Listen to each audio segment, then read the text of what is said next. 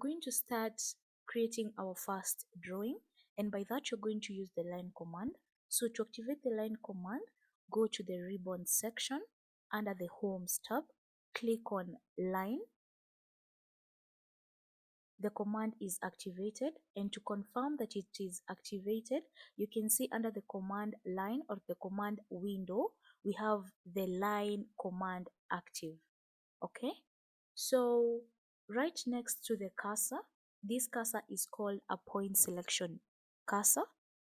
Right next to it, we have a toggle bar. It is used to show you the units that you're working with and the measurements. So if you can't see it, you can activate it by clicking on F12 on your keyboard. But at the moment, we won't be using it. So we can just hit F12 to remove it. So our line command tells us to specify our first point.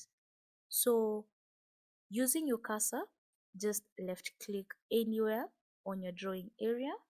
You can, by that you're going to specify your first point, specify the next point, the third point, then the fourth point. As you can see, still our command is still active. So to do away with it, you can double click enter on your keyboard, or otherwise you can also use escape just once on your keyboard to remove the command. Yeah, thank you. See you on the next video.